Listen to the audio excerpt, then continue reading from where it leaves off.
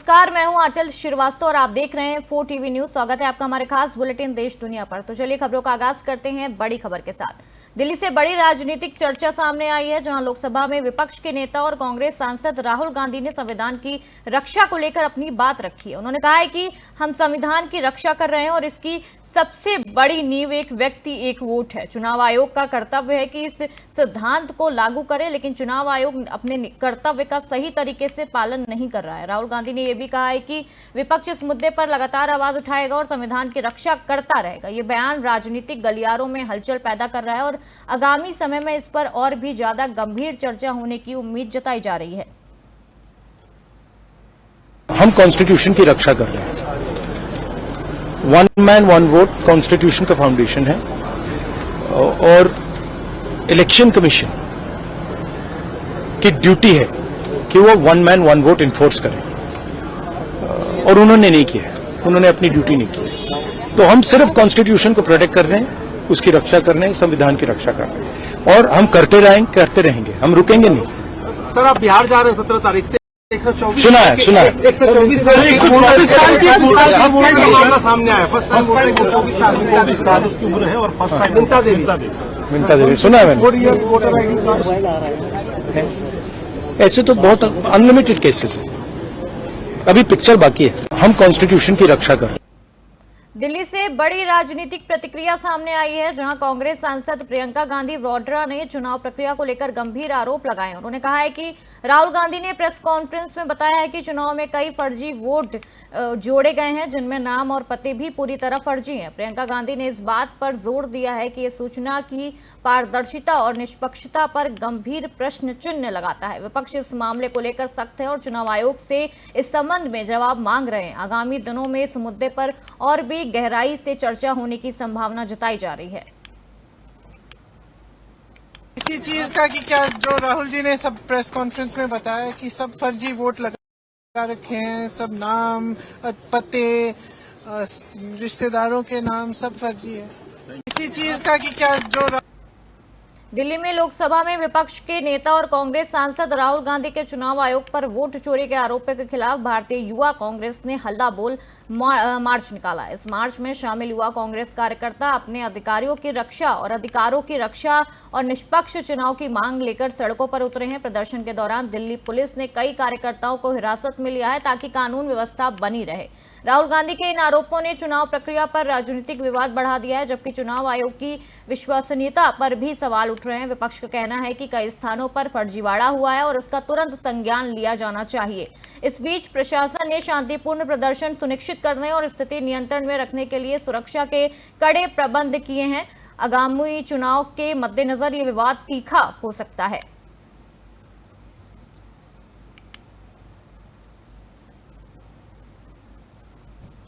हैदराबाद के बंजारा हिल्स इलाके में पेदम्मा थल्ली मंदिर में पूजा करने गए बजरंग दल के भाजपा के कई कार्यकर्ताओं को पुलिस ने हिरासत में ले लिया है। वो मंदिर के अंदर प्रवेश करने का प्रयास कर रहे थे, लेकिन सुरक्षा कारणों से पुलिस ने रोक दिया है। इससे इलाके में तनाव बढ़ गया और सुरक्षा व्यवस्था कड़ी कर दी गई है।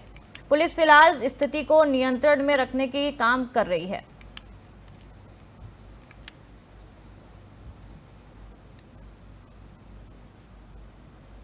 दिल्ली में एनएसयूआई कार्यकर्ताओं ने लोकसभा नेता प्रतिपक्ष और कांग्रेस सांसद राहुल गांधी द्वारा चुनाव आयोग पर लगाए गए वोट चोरी के आरोपों के खिलाफ विरोध मार्च निकाला है। यह मार्च एनएसयूआई मुख्यालय से शुरू होकर जंतर मंतर तक आयोजित किया गया है, जिसमें बड़ी संख्या में युवा कार्यकर्ता शामिल हुए। उन्होंने चुनाव आयोग की निष्पक्षता और पारदर्शिता पर बड़े सवाल उठाए और फर्जीवाड़े के आरोपों को गंभीरता से लिया जाने की मांग की है।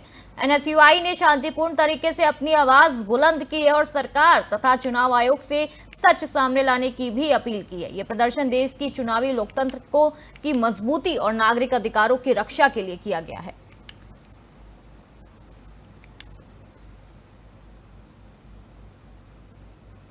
दिल्ली में बिहार एसआईआर मामले पर सुप्रीम कोर्ट में कई याचिकाओं की सुनवाई के बीच आरजेडी नेता सुधार सिंह ने गंभीर सवाल उठाए। उन्होंने कहा है कि कानून के अनुसार मतदाता सूची में किसी का नाम हटाने से पहले उसे नोटिस भेजना जरूरी होता है और नोटिस मिलने के बाद जवाब और सुनवाई की प्रक्रिया पूरी होने पर ही नाम हटाया जा सकता है। और सुधार कर सिंह ने पूछा है कि 35 लाख मतदाताओं में से क्या किसी एक को भी ऐसा नोटिस मिला है। उनका आरोप है कि बिना कानूनी प्रक्रिया अपनाए बड़े पैमाने पर मतदाताओं के अधिकारों का हनन किया जा रहा है और ये बयान एसआईआर विवाद को और राजनीतिक रूप से गरमा सकता है। माननीय उच्च न्यायालय के सामने जो हमारी प्रमुख जो मांगे थी, उस किसी भी प्रमुख मांग को जो माननीय सुप्रीम कोर्ट ने सुझाव के तौर पे और एफिडेविट के तौर पे चुनाव आयोग से मांगा था, वह सभी सवालों को नकार दिया कानून की आड़ में। लेकिन उसी कानून में लिखा है किसी भी मतदाता के नाम को सूची से विलोपित करने से पूर्व एक नोटिस जाएगा और नोटिस का जवाब के बाद ही, जन सुनवाई के बाद ही किसी का नाम विलोपित किया जाएगा, नाम उसको लिस्ट से बाहर किया जाएगा। सवाल पैदा होता है 65 लाख मतदाताओं में किसके पास नोटिस गया, एक भी इलेक्शन कमीशन बता दे। और जिन नामों को हटाया, क्या किसी के मामले में सुनवाई किया? तो कानून की आड़ में सुप्रीम कोर्ट को भी धत्ता बता रहे हैं, कानून की आड़ में राजनीतिक दलों को भी धत्ता बताने का काम कर रहे हैं और जो आम मतदाता हैं उनके अधिकार को भी दरकिनार कर रहे हैं। जबकि उसी कानून में सब बातें लिखी हुई हैं कि आप बाध्य हैं किसी भी वयस्क मताधिकार को हटाने के लिए आपको नोटिस करना होगा। माननीय महाराष्ट्र के परिवहन मंत्री प्रताप सरनाईक ने घोषणा की है कि राज्य में पहली बार स्कूली बच्चों की सुरक्षा को ध्यान में रखते हुए मिनी बस सेवा शुरू की जाएगी। इसके लिए परिवहन विभाग जल्द ही एक अधिसूचना जारी करेगा। मंत्री ने यह भी बताया है कि कल से इन सेवा के लिए आवेदन करने वालों को अनुमति दी जाएगी। ये कदम बच्चों की सुरक्षित और आरामदायक यात्रा सुनिश्चित करने के लिए उठाया गया है। देखिए, राज्य में पहली बार जो स्कूली बच्चे हैं उनकी बहुत सारी दुर्घटनाएं महाराष्ट्र राज्य में अभी तक घटी थी। इसको देखते हुए राज्य के ट्रांसपोर्ट डिपार्टमेंट ने ऐसा निर्णय लिया, केंद्र शासन की परमिशन ली है और 12+1 ऐसे विद्यार्थी जा सके ऐसी मिनी बसेस को हमने परमिशन दे दी है और आज उसकी अधिसूचना भी हम जारी करेंगे और कल से हम जो हमारे पास मांग करेगा ये स्कूली बस के परमिशन के लिए उनको दे देंगे। बहुत सालों से ये जो सवाल है वो खड़ा होते आ रहा था, क्योंकि बहुत सारे विद्यार्थियों की जान जोखिम में डालते हुए रिक्शा में या अलग अलग वाहनों से विद्यार्थियों को स्कूल में ले जाना इलीगल तरीके से चालू था। अभी उसके पर पर्याय हमने उपलब्ध करके दिया और राज्य पूरे देश में ये पहला राज्य है कि ये अधिसूचना जारी करने वाला, ताकि हम विद्यार्थियों की सुरक्षितता को प्राधान्य दें। देखिए, राज्य में पहली बार राजस्थान के सीकर जिले में आरएसएस प्रमुख मोहन भागवत एसवाईपी मिलन समारोह से भाग लेने के लिए रवासा धाम पहुंचे हैं। यहां उन्होंने संतों और कार्यकर्ताओं से मुलाकात की है और संगठन के कार्यों को लेकर चर्चा भी की है।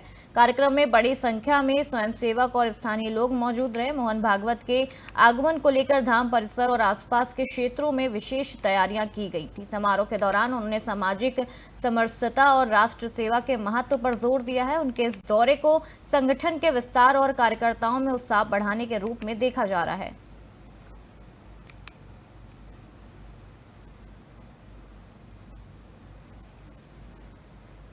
भारत में इजराइल राजदूत र्यूवेन अजार ने ट्वीट कर हमास और गाजा को लेकर विवादित बयान दिया। उन्होंने कहा है कि इजराइल ने 25,000 हमास आतंकवादियों को मारे गिराना है और गाजा में नरसंहार का कोई आधार नहीं है। राजदूत ने कहा है कि गाजा में 20 लाख टन भोजन पहुंचाया गया था, लेकिन हमास उसे जब्त कर भुखमरी फैला रहा है। उन्होंने हमास के आंकड़ों पर विश्वास न करने की भी अपील की है और ये ट्वीट मध्य पूर्व की हालिया घटनाओं पर नए विवाद को जन्म दे सकता है।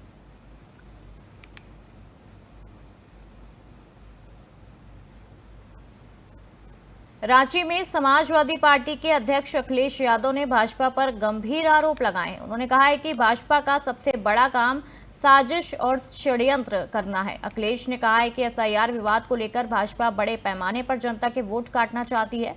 उन्होंने ये भी बताया है कि समाजवादी पार्टी ने 2 साल पहले 18,000 मत डिलीट होने की एफिडेविट के साथ शिकायत की थी, लेकिन अभी तक किसी अधिकारी के खिलाफ कोई कार्रवाई नहीं हुई है। उन्होंने चेतावनी दी है कि अगर अधिकारियों के खिलाफ कोई कार्रवाई नहीं हुई तो किसी का वोट नहीं काटा जाएगा। भारतीय जनता पार्टी का सबसे बड़ा काम है साजिश करना, षड्यंत्र करना। और जब बुनियादी सवालों के जवाब उनके पास नहीं है तो चुनाव में किस तरीके से षड्यंत्र करें, चुनाव में कैसे हेराफेरी करें। अगर एसआईआर की बात थी तो ये 1 साल पहले भी लाई जा सकती थी, प्रदेश में समय भी मिल सकता था, लेकिन जानबूझ करके जब उन्हें पता है कि बिहार की जनता उनके खिलाफ है तो एसआईआर के बहाने ये बड़े पैमाने पर वोट काटना चाहते हैं।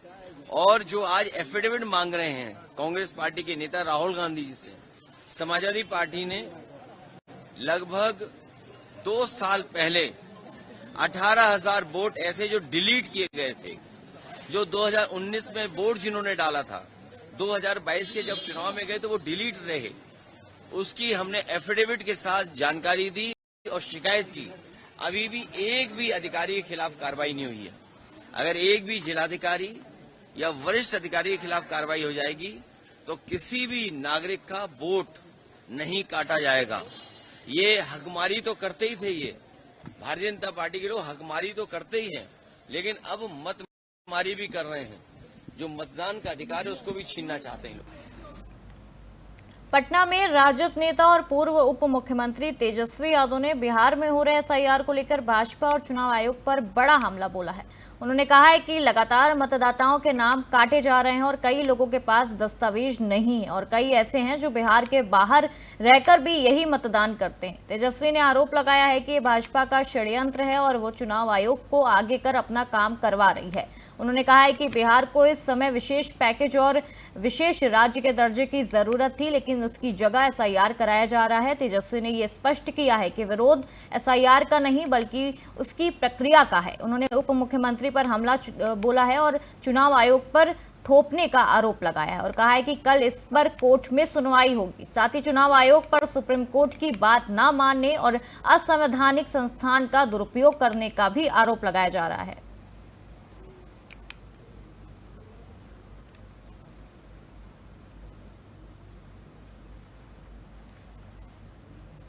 श्रीनगर से बड़ी खबर सामने आ रही है। अप्रैल 1990 में कश्मीरी पंडित महिला सरला भट्ट के अपहरण और हत्या के मामले में एसआईए यानी स्टेट इन्वेस्टिगेशन एजेंसी ने जांच तेज कर दी है। इसी सिलसिले में आज श्रीनगर में 8 स्थानों पर छापेमारी की गई है। हालांकि अब तक इन छापों में किसी भी तरह की गिरफ्तारी या कोई बड़ी बरामदगी नहीं हुई है। एसआईए अधिकारियों के मुताबिक ये कार्रवाई केस से जुड़े अहम सुराग जुटाने के लिए की गई है। जांच एजेंसी का कहना है कि जल्द ही इस पूरे मामले में और खुलासा भी हो सकता है।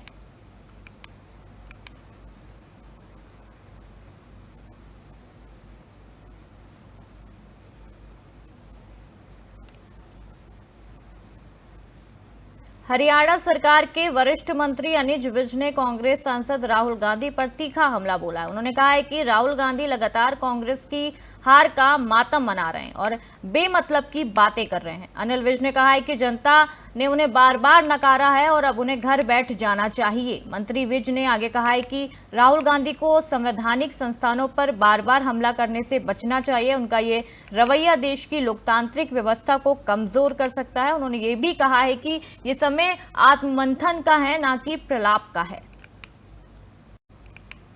राहुल गांधी जी कांग्रेस की लोकसभा में और विधानसभाओं में लगातार हार होने का मातम मना रहे हैं, प्रलाप कर रहे हैं। उनको समझ आना चाहिए कि जनता ने अब उनको रिजेक्ट कर दिया, अब इनको सबको घर बैठना चाहिए। और ये बार बार संवैधानिक संस्थाओं के ऊपर प्रहार करके उनको कृपया कमज़ोर मत कीजिए। राहुल गांधी जी कांग्रेस की लोकसभा में टीएमसी सांसद और राष्ट्रीय महासचिव अभिषेक बनर्जी ने चुनाव आयोग और केंद्र सरकार पर तीखा हमला बोला है। उन्होंने कहा है कि दिल्ली में शांतिपूर्ण विरोध कर रहे विपक्षी सांसदें, जिसमें से कई महिला सांसद भी थीं, के साथ दिल्ली पुलिस का व्यवहार लोकतांत्रिक मूल्यों के खिलाफ था और ये साफ दिखाता है कि चुनाव आयोग डरा हुआ है। बनर्जी ने सवाल उठाया है कि गुजरात और बंगाल में एक ही ईपीआईसी नंबर वाले मतदाता कैसे हो सकते हैं और अलग अलग मतदान केंद्रों पर एक ही नाम वाले लोग कैसे दर्ज हो सकते हैं। उन्होंने ये तंज कसते हुए कहा है कि अगर मतदाता सूची में गड़बड़ी है तो उसी आधार पर चुनी गई मौजूदा लोकसभा को भंग कर देना चाहिए। और उनका कहना है कि प्रधानमंत्री, कई केंद्रीय मंत्री और 240 भाजपा सांसद भी इसी मतदाता सूची से चुने गए हैं, तो गड़बड़ी का दावा सिर्फ बंगाल में क्यों किया जा रहा है। उन्होंने मांग की है कि अगर एसआईआर होना है तो ये पूरे देश में किया जाए, ना कि चुनिंदा राज्यों में। दिल्ली में लोकतांत्रिक तरीके से, शांतिपूर्ण तरीके से 300 सांसद ऑपोजिशन के, और इनमें बहुत सारे महिला सांसद भी थे, इनको जिस तरीके से दिल्ली पुलिस ने धक्का दिया, इनके साथ बर्ताव किया, इनको रोका, ये स्पष्ट दिखाता है, दर्शाता है कि इलेक्शन कमीशन, चुनाव आयोग डरा हुआ है। दिल्ली में भारत सरकार ने ITC-HS 2022 अनुसूची 1 के विनियमों के तहत बांग्लादेश से आने वाले कुछ वस्तुओं के आयात पर प्रतिबंध लगाने का फैसला किया है। इस संबंध में आधिकारिक नोटिस जारी किया गया है, जिसमें स्पष्ट किया गया है कि प्रतिबंधित वस्तुओं की सूची और कोड के आधार पर आयात को रोका जाएगा। सरकार का कहना है कि यह कदम घरेलू बाजार की सुरक्षा, गुणवत्ता मानकों के पालन और अवैध व्यापार पर रोक लगाने के लिए उठाया गया है। नोटिस के मुताबिक प्रतिबंध तुरंत प्रभाव से लागू होगा और सीमा शुल्क विभाग और अन्य संबंधित एजेंसियों को इसके पालन के निर्देश दिए गए हैं। इस फैसले से भारत बांग्लादेश व्यापार संबंधों पर भी असर पड़ सकता है और आयात निर्यात करने वाले कारोबारी वर्ग में हलचल मच गई है।